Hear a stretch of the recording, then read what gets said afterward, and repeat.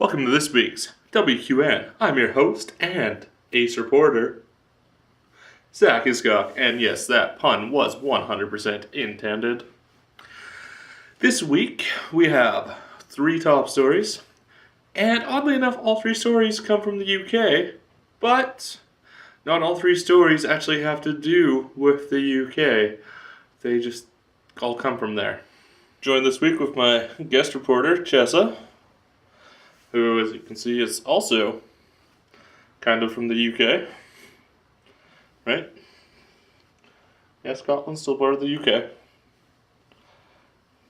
That was for the views and for the thumbnail. First story is a heartwarming story, actually. And I read it last night. Okay, I read it about 10 hours ago before I went to sleep at like 3 in the morning. That's like 11 hours ago now. I don't know what time it is. I'm tired. And I was half asleep, and in my half asleep mind, I thought, oh man, this is a great story. So I was half asleep, so I read it again this morning. And I almost teared up as I was reading it. It is a beautiful story. As some of you may know, President Barack Obama of the United States of America has been in London the past little while. There's been such heartwarming pictures as him meeting little Prince George, as Prince George is in his bathrobe and his PJs. It was adorable. He's hung out and stuff like that. But he was at a university and he was doing a Q&A. And this student came up and they, for the very first time, watch this clip. Now, I'm about to do something terrifying, which is I'm coming out to you as a non-binary person, which means that I don't fit within... I'm getting emotional, I'm so sorry. Okay.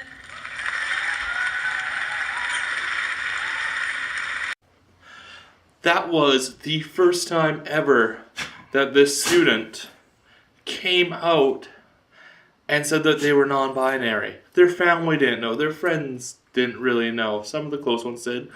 But the main thing is, no one knew. And so they went up and they came out to the President of the United States of America on live television. Maria Munir, I am so sorry if I'm destroying your name, which I probably am. I apologize.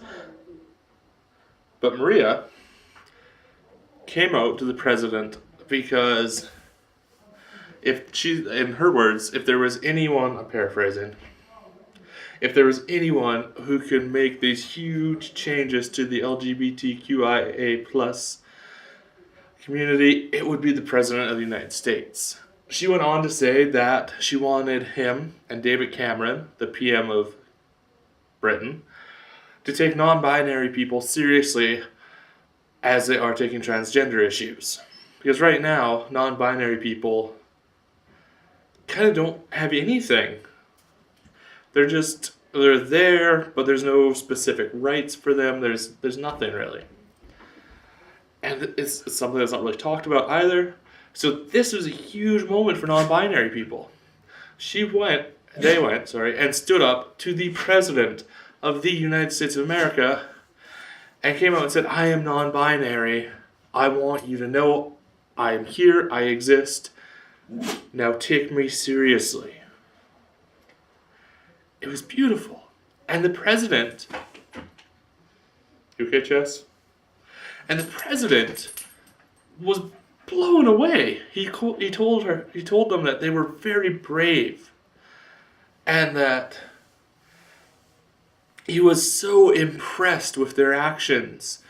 And that just the bravery that it took for them to stand up and say this on national television with no one knowing was astounding to him. And that he was so proud of them for doing this. I say this next part as a Canadian, not as an American, but I am going to miss Barack Obama. Like, he is phenomenal. He is a great man. And he has done so much in the States for the queer community. He has fought for them. He has bled for them. He has stood his ground. And he has got so much done. And I'm legitimately scared for my brothers and sisters and everyone else in my community. I'm scared for my family within the community down in the States as to what could possibly happen to them with the events of this election coming up. Maria, you are amazing. I respect you. What you did was incredible and astounding, and I wish I had your guts. Got a little emotional there. Our next story, also from the UK, is about the BBC. For those of you who don't know, BBC stands for the British Broadcasting Corporation. They are responsible for such quality programming as Doctor Who, Coronation Street, all kinds of reality shows. Ironically, they are not behind Downton Abbey. That's actually an American production on PBS. Easily one of the most British shows that's ever been on television, and it was American, oddly. Anyway, the BBC has decided that they need to become more diverse. And they are planning specifically that 1 out of every 6 employees has to either be from the queer community, or have some sort of disability. The wording was a little weird, but the BBC is not saying queer people are disabled. They're just saying 1 in 6 people that hired by the BBC have to either be queer or disabled. Which I think, you know what, that's good. That's striving towards showing an actual diversity within your workplace. The BBC has been criticized a lot in the past for being predominantly white. In fact, their director, 5-6 years ago, called the BBC disgustingly white. In more recent times, they have strived to bring in a more diverse population into their workplace. Right now, their goal by 2020, which is only 4 years away right now, is to have equality between men and women in the workplace, meaning not equality, equity, 50-50.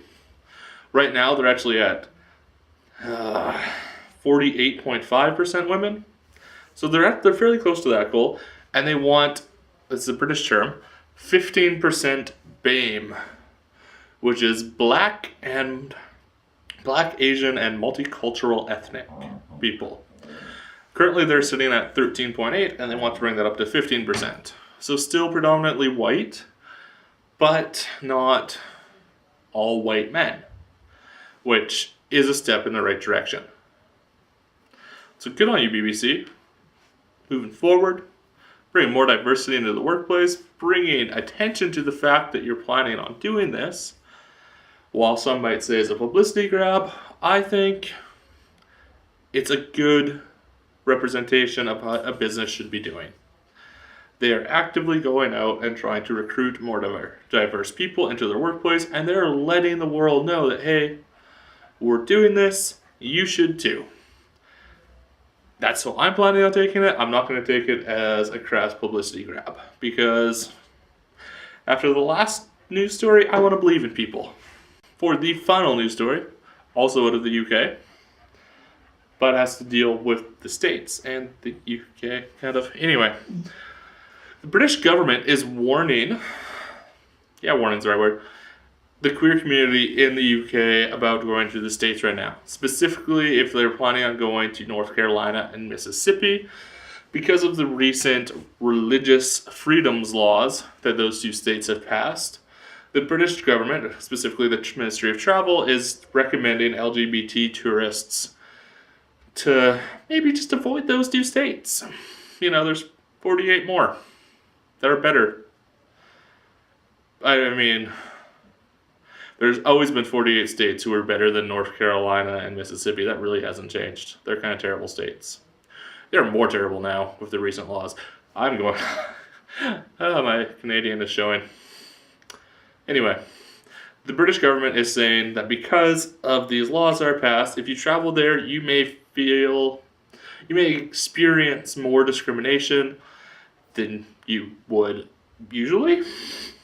They basically said you go to these states, people will possibly and probably treat you differently just because you're gay or just because you're not straight. So maybe avoid those 2 states for now. I personally think that was a solid call. I think with all of these corporations that are backing out of these 2 states, all of these bands and celebrities and all of these big names pulling out of the states, out of those 2 states, saying, we ain't doing that. I think the next big step is for tourists to do the same thing. I think the tourists, especially if they are against the law, which if you're decent people, you should be, these laws are literally taking the rights and freedoms away from a specific group of people under the guise of keeping religious people free. So yeah, I think the British government saying, hey tourists, don't go to those 2 states, that is 100%, I endorse that. If you were a tourist going down to the States in the near future, do not go to Mississippi or North Carolina. Go to a better state, like Illinois. Sorry, I just said Illinois is better. Hell, maybe even go to Detroit. It's probably safer there. Wow, I just said Detroit was safer. That's bad. Alright, those were your 3 news stories today. So, me and my guest reporter, Jezza, are saying to get that like button. She likes it when you click the like button. And you don't click the like button. Yeah. And hit the subscribe button. She likes that too. That's like a treat for her brain. Yeah. Alright, that's been We're Weekly Queer News. Hope you guys enjoyed it. Hope it was educational. I hope you learned something. I will leave a comment down below for discussions. You guys have yourselves a fantastic day or night, whatever it is for you.